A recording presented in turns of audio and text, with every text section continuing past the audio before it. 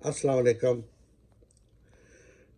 किसी जंगल में जितने भी जानवर थे उन्होंने मीटिंग की कि भाई पूरी दुनिया में जमहूरियत आ चुकी है, वोट को इज्जत दो। तो हमारी मेजॉरिटी है, ये शेर तो अकेला है। तो आओ हम अपने जो है जानवर उनमें से किसी का बादशाह होने का चुनाव करें। तो वो शेर के पास गया, उन्होंने कहा सर आपको पता है कि आप पूरी दुनिया में जमहूरियत का राज है, वोट को इज्जत मिली है, हमारी मेजॉरिटी है, हमें हुकूमत दे, हमारा बादशाह होगा, आप अकेले हैं, लिहाजा बादशाह से माजूल। शेर ने कहा ठीक है। उन्होंने एक बूढ़े बंदर को अपना बादशाह कर रखा लिया, जंगल का हेड। अब शाम हुई, शेर शिकार के लिए निकला, उसे एक हरण का बच्चा उठाया और खा गया। तो वो हरण भागते हुए गए बंदर के पास, बूढ़े बंदर के, जनाब आप बादशाह हमें, वो शेर हमारे बच्चे खा रहे हैं, जाए बचाए। बंदर आया और शेर के पाँव पकड़े, जनाब तरस खाए, अल्लाह का वास्ता छोड़ दे इसको, ये छोटा सा बच्चा है। शेर खा गया। दूसरे दिन फिर शेर आया और एक और जानवर को पकड़ खाने लगा। फिर वो भागते हुए जानवर बंदर के पास आए। बंदर फिर जाके बंदर ने शेर के पाँव पकड़ लिए। तो अब वो सब जानवरों ने दोबारा मीटिंग की। उन्होंने कहा यार ये कैसा बादशाह है, हमें खतरों से तो बचा नहीं सकता। तो शेर ने उनसे कहा कि देखे, हुकूमत करने के लिए, बादशाह बनने के लिए मेजॉरिटी नहीं, ताकत भी होनी चाहिए। तो अब ये बात है कि अल्लाह पाक ने आपने इमरान खान साहब को हमारे पाकिस्तान का वज़ीर आज़म, प्राइम मिनिस्टर बना दिया। वो ये भी कहते हैं मैं अल्लाह को जवाब दे, आम लोगों की भलाई के लिए काम कर रहे हैं। लेकिन आज तक इन 2 सालों में वो एक शरीफ घराने से तल्लक रखते हैं, उनका कोई गुंडागर्दी वाला बैकग्राउंड नहीं, या उनके बाप दादा डॉन नहीं थे। लिहाजा उन्होंने तर्ज हुकूमत भी शराफत से चलाने की कोशिश की। लेकिन अब देखिए, अगर सांप को आप कहें कि मेरे भाई आप मत काटो, तो वो छोड़ देगा? नहीं, वो काटना नहीं छोड़ेगा, क्योंकि उसकी फितरत में है, वो बॉर्न टू किल है, वो बने इसीलिए है कि डसे।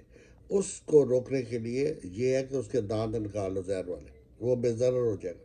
इसी तरह ये लोग जो है इंतज़ामिया के, या ये जो पाकिस्तान में आगे इम्प्लीमेंट करते हैं कवानीन, इमरान खान साहब नेक नीति से एक स्कीम बनाते हैं, उनको ऑर्डर करते हैं, वो आगे उस सेंस से या उस जज्बे के साथ उस चीज़ को इम्प्लीमेंट नहीं करने देते, ना करते हैं। तो सब बाद में कहते हैं इमरान खान साहब नाकाम हो गए, इनकी स्कीम नाकाम हो गई। तो अब बात तो ये है कि अगर मैं कहूँ कि भाई आप इस इशारे पे रेड है वहाँ रुके, तो मैंने तो कह दिया कि आप रुकेंगे तो एक्सीडेंट नहीं होगा, लेकिन फिर भी आप नहीं रुकते, एक्सीडेंट होता है, तो आप कहते हैं जी इसका कानूनी गलत था, यहाँ इशारा होना ही नहीं चाहिए था। अब ये है कि इमरान खान साहब जितने भी स्टेप उठाते हैं वो शराफत से रिक्वेस्ट करते हैं, चीज़ ठीक है जी, मैं रिक्वेस्ट करता हूँ फलां अदालत से कि बराए मेहरबानी काम जल्द किया करें, मैं रिक्वेस्ट करता हूँ फलां अदालत से कि नेक नीति से काम करते, मैं फलां अदालत से रिक्वेस्ट करता हूँ कि वो जज्बे से काम ले और गरीब, लेकिन कुछ भी नहीं हो रहा। ये लोग जो है बाल टुकेल, जो सांप है वो सांप ही है, उसके दांत निकालें। तो खान साहब अगर आपने वाकई पाकिस्तान में अल्लाह पाक ने आपको टाइम दिया है कि आप गरीब की सचमुच में ऐसा काम कर जाएँ कि गरीब जो है वो आपको हमेशा के लिए दुआएं देता रहे। तो ये जो सांप हैं, जो बड़े बड़े मिल ओनर है, ये जो बहुत बड़े बड़े माफियाज हैं, इनके जहरीले दांत निकाल दें। देखिए आपने टाइगर फोर्स बनाई, महंगाई आसमान पे है, ये चीज़ें कहाँ से आ रही, इम्पोर्ट तो हो रही, यहीं पर है ना सब कुछ, चीनी है, तो उनके मालकान भी ये हैं, गंदम भी ये, नवाज शरीफ चला गया तो साथ मिलने तो नहीं ले गया ना, ठीक है। तो ये तो सब कुछ कोई पीछे चला रहा है ना, उनके काम देखभाल कर रहा है ना, ठीक है। तो अगर एक मिल का मालिक बाहर चला जाता है, वो बदमाश है, जो कुछ भी है उसे छोड़े, मिल तो यही है ना, उसके कारिंदे यही है ना, उसकी प्रोडक्ट जो है वो तो यहीं पे है ना, मार्केट में आ रही है, रेट फिक्स हो रहा है।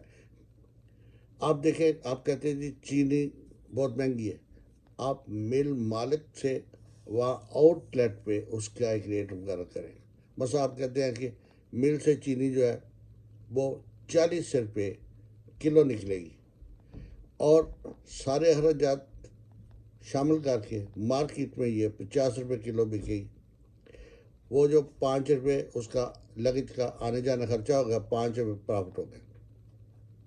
اب دو جگہ چوری ہو سکتی ہے. نمبر 1، مل والا ہی وہاں آپ کی بات نہ مانے اور 40 کی بجائے 60 کی 70 80 کی وہ چینی دے، تو پھر بھی یہ ثابت ہوا کہ وہاں جو آپ کے خریدے ہیں وہ آپ سے لائل نہیں.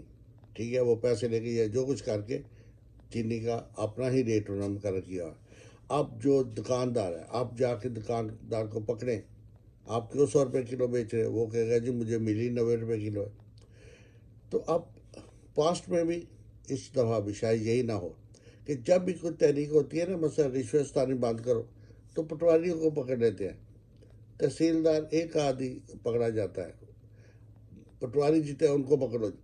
یہی رشوت ایس ایچ او سپاہیوں کو پکڑ لو چوک میں، یہ چلان کرتے ہوئے پیسے لے رہا تھا. ایس ایس پی یا اس سے اوپر جو ہے آئی جی، ان کو نہیں کوئی ہاتھ ڈالتا کہ ان کے پاس اتنے بنگلے کار خاص ہے. یہ غریب لوگوں کو آپ تنگ کر کے یہ چیزیں ختم نہیں کر سکتے معاشرتی برائی. جتنی دیر آپ سانپ کے سر کو نہ کچھ ہے. سر کون ہوتا ہے؟ Head of the department.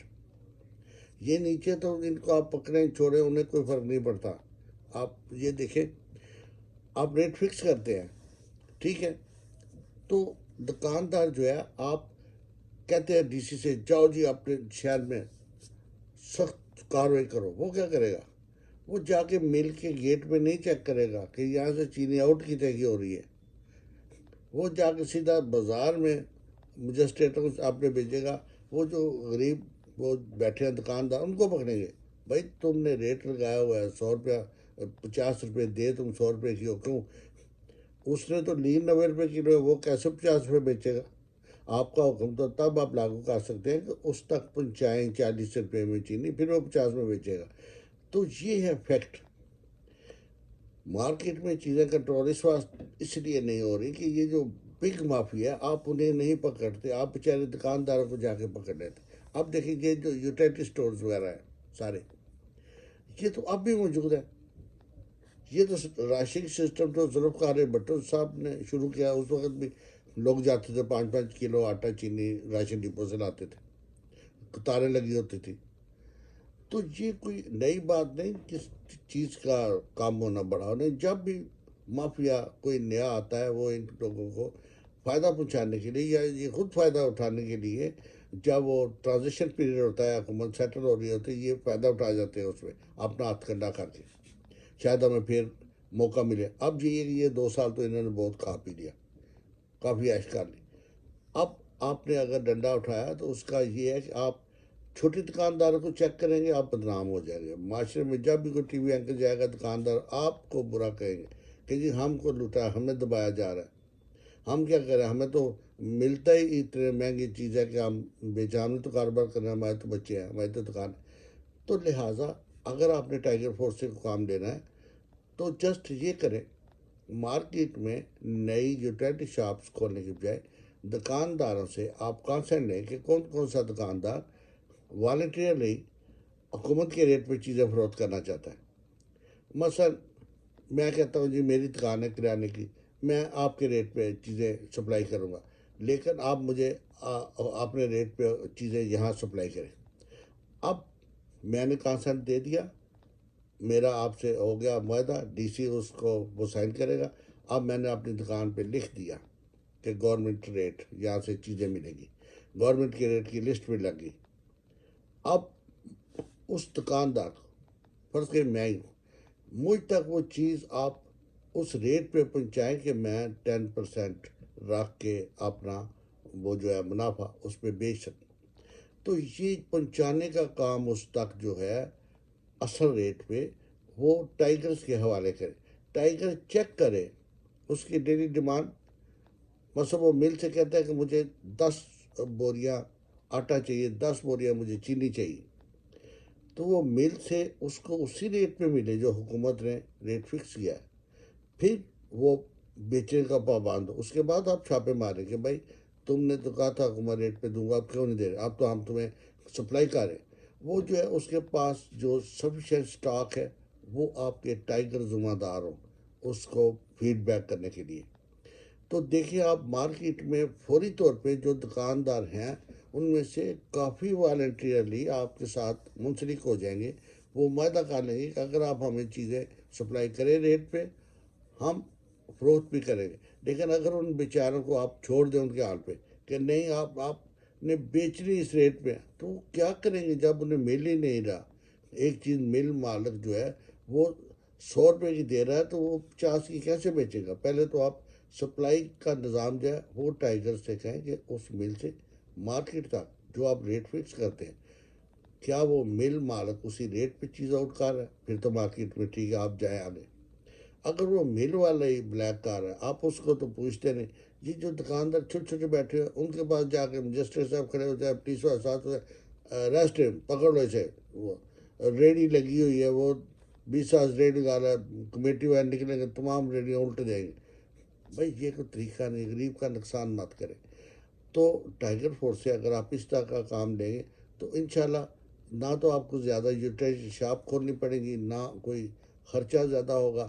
صرف سپرویژن جو ہے نا وہ ان لوگوں کو دیں کہ یہ جو دکاندار والنٹریلی آپ سے کمٹمنٹ کرے، معاہدہ کرے کہ میں حکومت کے ریٹ پہ چیز فروخت کروں گا، آپ اس کی سپلائی کے ذمہ دار بن جائیں۔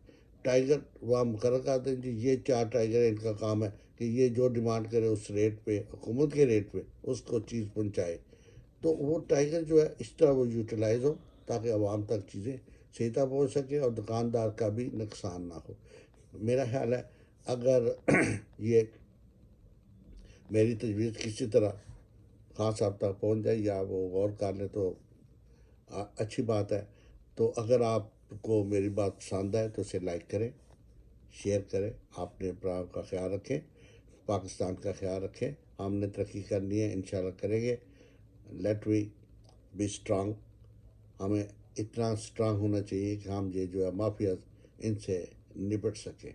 اللہ ہماری حفاظت کرے، اللہ آپ کی حفاظت کرے، پاکستان کی حفاظت کرے، کل عالمین کی مسلمانوں کی حفاظت کرے۔ پاکستان زندہ باد، پاکستان پائندہ باد۔ پھر ملاقات ہوگی۔ اگر پسند ہے لائک کریں، شیئر کریں، سبسکرائب کریں۔ It will be enough encouragement for me. Thank you, bye, اللہ حافظ۔